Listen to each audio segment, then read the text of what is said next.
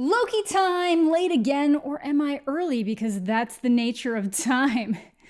No, I'm just late. Really wanted to get that old video out opening weekend. And because people were just so chill on my WandaVision video, I figured, hey, let's dive into one of the other Disney Plus shows. So today we're going to be talking about Loki, which, like WandaVision, left us with a very concerning jumping off point for the future of the MCU. And while WandaVision just had me so pumped for whatever horribly tragic situation she can get herself and the world into next, Loki left me with a sense of dread that I don't think will be solved in the immediate future of the MCU, and I am panicked. One thing that all these shows and Black Widow have in common is that all the action and reveals just really get the heart racing, might cause a little bit of perspiration. So you deserve a soap that really gets you clean. And your solution comes from today's sponsor, Dr. Squatch. They just sent me their limited edition Star Wars inspired collection in this beautiful display box that features soaps from both sides of the Force. The light side features Obi-Wan's Only Hope, which provides a refreshing scent that soothes and nourishes the skin with its thyme leaf and bentonite clay combo. And Yoda's Wisdom Wash is around to energize your morning and calm your mind with its smooth, fresh scent. The dark side of the Force is rounded out with Darth Vader's Dark Side Scrub and Darth Maul's Ruthless Rinse for a more rough and exfoliating cleanse that still smell great and invigorate your senses. And as always, they're free of harsh chemicals and made with natural ingredients. The first soap I tried was Yoda's Wisdom Wash because if there's one thing I need, it's a calm mind and clearer thoughts. And the scent from the lotus leaf just really helped clear that morning grogginess while making my skin feel great. However, the dark side is always so tempting, so I had to give it a go as well, and I loved using the more exfoliating Ruthless Rinse on areas where my skin tends to get rough. Whatever your shower preference, Dr. Squatch has you covered with this collection. So hurry and order the new Star Wars soap collection by Dr. Squatch, only available while supplies last, link in the description below. So Marvel's been progressively ramping up for their post-Endgame release schedule for a while now. The start of the pandemic definitely derailed that release schedule, but I think they've been able to pull it back pretty effectively. But while Black Widow got pushed and theaters remained closed until quite recently, they were able to switch up their release schedule plans by kicking things off with the Disney Plus series instead. But Disney and Marvel are kind of crushing it when it comes to the release model, and we're definitely also seeing something similar over at Amazon with the shows that they choose to release in the same way, because they switched off the new standard of single-day series dumps that Netflix kind of kicked off by going back to a more traditional weekly release model. It means every week there's new chances to enter trending, have more theories from fans thrown around, have more videos from content creators, which in turn promotes the product even more. More chances for people to jump on without feeling like they missed the hype because it's still in progress. But if I'm being completely honest, I wasn't excited about the shows at first. Just the thought of having to watch all of these different shows to keep up with the movies kind of bummed me out. But then WandaVision came out and I kind of fell in love with it. I have a full video on my channel with my thoughts there, but I'm a huge X-Men fan, big fan of a lot of the different Scarlet Witch stories that exist out there. And I'm really excited to see what they do with her character going forward. And I just thought that the show was just such a great look at processing trauma and grief and what you can do with it when you have the ability to do almost anything. And it left us with a really interesting jumping off point for the future, especially when it comes to Doctor Strange and the Multiverse of Madness. And speaking of a mad multiverse, that brings us back to Loki, which also left us with a major jumping off point for the future of the MCU and seemingly left us with a clear view of how an iconic Marvel baddie is gonna be implemented. Now, just a spoiler-free overview of my thoughts before we jump into more specifics within the story. I think the show has such a great vibe. Like, the aesthetics are great, the soundtrack was fantastic. I love how they seem to have worked really hard to give each of these Marvel shows their own feels similar to how the movies are, rather than just trying to make all the shows feel the same, meaning that each of these shows kind of offer something up to different people, which is always great. Obviously, shows and movies like that can get visually murky when you have to account for how they film things for the special effects, but I still thought that there was a lot of really nice camera work here. I think the world they built is really compelling and interesting. I think overall the show is very quirky with a lot of fun elements while still being quite horrifying. And it definitely seems to focus more on the cerebral versus the emotional, which a lot of people are going to appreciate and other people might not as much. But that's not to say that it's devoid of emotion or character development and progression. For me, it just didn't hit the same way that WandaVision did in those departments. And once you get to the conclusion, it almost feels like the whole thing existed just to set up the introduction of the TVA and the jump off point for the second season and how certain things are going to be implemented going forward in the MCU. Not that that's a bad thing by any means, WandaVision did the exact exact same thing in terms of a jumping off point. It's just these are different stories told in different ways and they're going to appeal to different people. But let's hit the timeline. So for those who forget the timeline aspect of things, Loki dies pretty early on in Infinity War. It sets a very brutal tone when Thanos literally chokes the life out of him, yet here he is, alive. And that's because in Endgame, when the Avengers went back in time to get the Infinity Stones, they mess up, Loki grabs the Tesseract, which houses the Space Stone, and bops out. And by escaping in that moment when he wasn't supposed to, he created a branch. The one thing the Avengers were trying to prevent from happening, little did they know, branches like this are constantly being created in a series of overlapped worlds. So there are multiple versions of them, some that are going to be like exact mirrors, others are vastly different. That means a universe where Tom Hiddleston is a Loki variant acting in this commercial could be MCU canon. Pepper on top, right?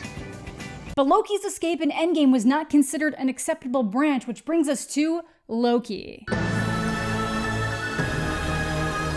where he was almost instantly nabbed by the TVA, aka the Time Variance Authority. And for those unfamiliar with the TVA, the show is kind enough to give you a Jurassic Park style explanation, except instead of Mr. DNA, we get Miss Minutes. It's my job to catch you up before you stand trial for your crimes. She essentially explains that years ago there was a multiversal war where all these different timelines were fighting, which would have eventually resulted in the destruction of everything, until the Timekeepers arrived and created the TVA to prevent the world destruction. So the TVA under the Timekeepers essentially exists to maintain the multiverse and the proper timeline. Anytime something goes off the rail, they're there to prune it. And if you're wondering why the Avengers going back in time and messing with things didn't get yeeted, it's because that was a planned and acceptable divergence, but Loki breaking off in one of those plans wasn't, so now he's what's known as a variant. So if you're deemed one of these variants, you stand trial at the TVA even if you haven't done anything that could be considered particularly bad, and then you get pruned. Which brings us back to Loki. Apparently there's this notorious other variant Loki that's been escaping the TVA hunters for years and actually killing TVA agents. And the TVA has apparently hunted down many Lokis because regardless of the timeline, Lokis seem to exist to fuck things up.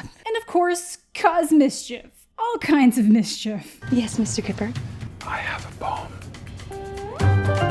I can't believe you were D.B. Cooper. So Mobius, played by Owen Wilson, a TVA agent tasked with hunting down particularly dangerous variants, asks this Avengers movie variant Loki if he wants to help track down this other Loki rather than being pruned himself. It's a pretty easy decision there. You can either help them and figure out a way out or just immediately be...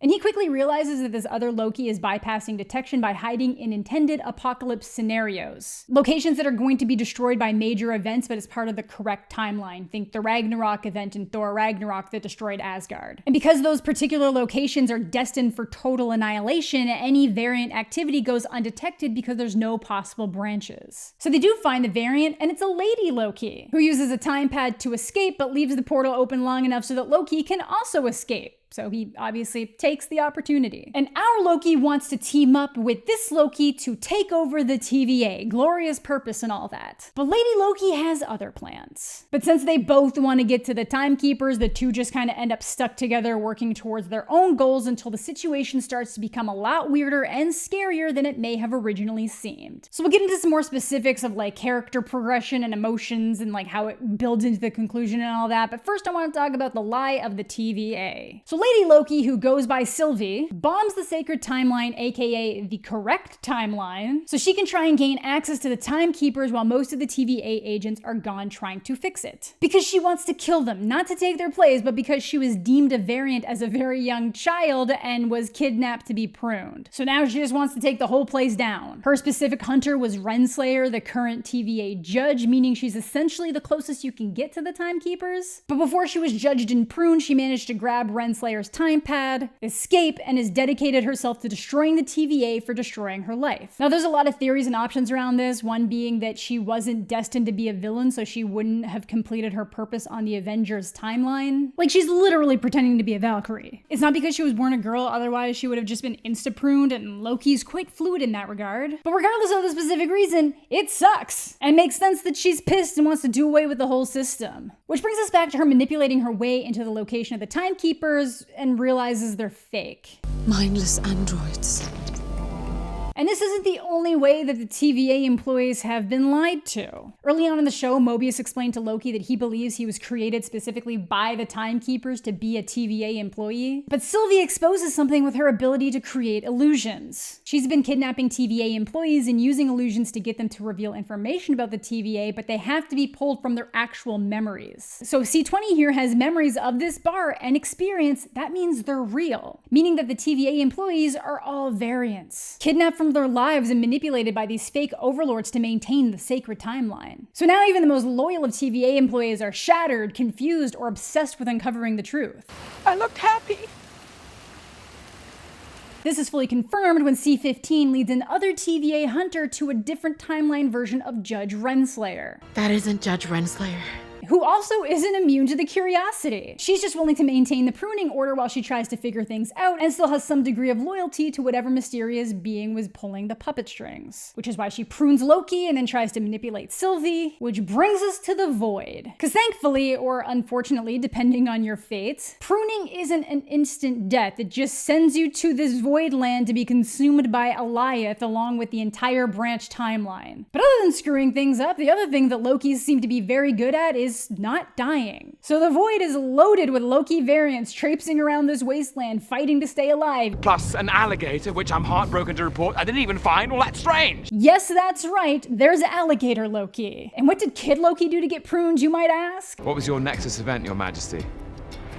I killed Thor. Damn, that's a little badass. I want to see how that played out. But there's also this old man Loki that ultimately realizes that anywhere he went, pain and suffering followed. We cut the throat of every person who trusts us. We're broken.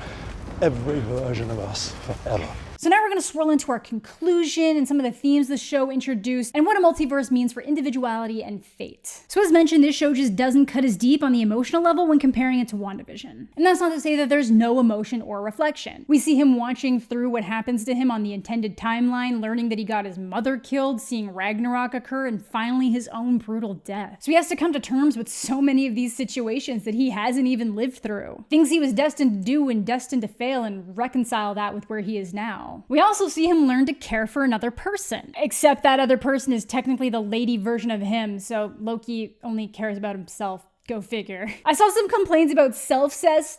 It's not that deep. Unless it is, I don't think it's that deep. And I do think it's obviously more than simply loving himself. Sylvie isn't really him. She's someone so far off the sacred timeline that she had to be pruned as a child before she really had a chance to live. She's her own established character, just with a similar background and traits. I think a lot of this is also Loki learning to love his flaws, to be vulnerable and to reflect on some of those unhealthier aspects of himself. Which brings up a lot of questions about the nature of a Loki. Are they destined to survive, destroy, create chaos, or feel like they deserve to be alone to facilitate that destruction? Because that mischief and deception is his designation on the sacred timeline. And anything that pushes against that designation has to be pruned. You weren't born to be king, Loki. You were born to cause pain and suffering and death. And it's allowing himself to make that genuine connection with Sylvie that changes his deceptive ways. Hell, he even makes a second connection. Looks like you got away in the end. I always do. Lots of Mobius X Loki shippers out there. I respect you. Loki confirmed by. Hell yeah. I honestly like him with Mobius more, but I guess baby steps. So when Loki offers himself up as the distraction for Alioth so Sylvie can make it through to the end of time in the TVA, that's incredible character development. From King Narcissus to making a sacrifice for someone other than himself. That development is furthered across the Lokis when old man cynic Loki sacrifices himself to make a fake Asgard to be pruned so they can both make it through. So this is where things get really scary, which is impressive considering the entire final episode is basically a conversation. Which brings us to the Citadel at the end of time. And who's here? Well, it's that little bitch, Miss Minutes. Where's your manners? And at first I was like, oh my god, she's the mastermind of it all. But no. She brings them an offer from He Who Remains, who we will get to, who offers them a timeline to live on, one where they can be together and do whatever they want. Sylvie will get a lifetime of happy memories, and Loki can have all the Infinity Stones. He can make Thanos his bitch. And it'll all be in a way and in a place where they won't disturb the rest of the timeline. Now, just to divert a bit, one of the main complaints I saw was that the Infinity Stones were seemingly being reduced to nothing. They're hanging out in this dude's junk drawer at work. Some people are using them as paperweights. is. But that doesn't mean they don't matter, otherwise pruning wouldn't matter. Each of these universes and timelines matter. The TVA literally exists to prove how much every universe matters. If anything, it just shows how much larger what the TVA is doing actually is. But back to the Citadel, where we find that Loki really has changed. They both turn this opportunity to have an entire universe to rule down. We write our own destiny now. So they're brought to He Who Remains. He who remains. She still calling me that? An existing Marvel character who's mostly just alluded to outside his initial appearance. But he says something that gives something away to who he's intended to be in the MCU unless they pull some kind of like crazy wild bait and switch down the line. I've been dubbed many names by many people. A ruler, a conqueror. Yeah, Kang the Conqueror, or at least a timeline version of Kang the Conqueror. That on top of him saying he's from the 31st century likely means that he's a Mortis, or a future version of Kang. I get that it's confusing because he has so many names, but that's what happens when you time travel across like 70 years worth of comic books, but yeah, I'm sure they'll clean things up. And then the last scene of the season includes this statue, which seems very based on the most popular version of Kang, which we'll come back to. But this guy is actually pretty fun. You're expecting this stoic, brutal overlord or maybe some kind of like ominous otherworldly person, but he's just this quirky guy. Which I get, dude is alone all the time, deeming things necessary for pruning alone. Always knowing what's coming, never being surprised is enough to make anybody a little wacky. He even paved the road to get them there because he already knew they were coming. It's also why Sylvie can't kill him. Because he knows everything. Until now, the timeline he's orchestrated is about to run out. And he says without him, without the TVA, everything burns. That's what happened to him. He realized he was in a multiverse, then suddenly all these other world versions realized that their worlds were layered and eventually learned how to make contact. So they shared each other's technology to make all their universes better. But as is the nature of humanity, eventually some of these variants saw other worlds as other places to conquer. And all this universe bopping and feuding and time rifts eventually led to the creation of Alioth in a tear. So He Who Remains weaponized Alioth to end the multiverse war, kill his variants, and isolated this timeline, the sacred timeline, to prevent future branches and variants of himself from popping up. If you think I'm evil, just wait till you meet my variants. But while this is happening, Mobius goes back to the TVA to confront Renslayer and exposes the reality of the TVA to all the hunters. So regardless of what happens at the Citadel, TVA is a little bit fucked. But the interesting thing here is that Renslayer already knew they were variants. Earlier in the season, Mobius asks where she got a pen in her collection of timeline items. And then in this episode, when C-15 is showing that other hunter the main timeline version of Renslayer, we see a cup full of those same pens on her desk. She knew, she just genuinely trusts the system. Where are you gonna go? In search of free will. So once she leaves in search of free will, all I can think is that she was given instructions by He Who Remains to do something in case he dies. This isn't what I asked for. I know, but he thinks this'll be more useful. Maybe track down another version of himself, which could line up with the comics where she ends up with Kang so that they can recreate the TVA, which seems likely based on the ending that we get, but also seems unlikely because I don't see He Who Remains wanting her to find a different version of himself if he thinks a bunch of them are evil, but maybe she just found like a bad one. Time will tell. I've gone through every scenario. This is the only way. So now they're left with two options. Kill him and deal with the all-out timeline chaos of his variants coming back, or take his place because he's tired. They seem like the perfect replacements. And then they pass the threshold of what he knows. And the second it passes, you see the timeline starting to branch. But Sylvie thinks it's all a lie and still wants to kill him. She thinks that what the TVA does is evil and there's no way that just letting the universe be its natural, chaotic self could be worse. But Loki is scared and doesn't think he's lying. Remove the dictator and what fills the void. So this is where I think she gets a little bit illogical in her search for revenge. She won't even take time to talk about it, and she's now accusing Loki of actually wanting the power. So she kisses him to get the jump and then bops him back to the TVA and kills He Who Remains. See you soon. And if things weren't horrifying enough, when Loki goes to warn Mobius about what's coming, the TVA now seems to worship Kang, the one that's dressed like classic messed up Kang, and Mobius has no idea who he is. What division are you from? What are you talking about? Who are you? What's your name?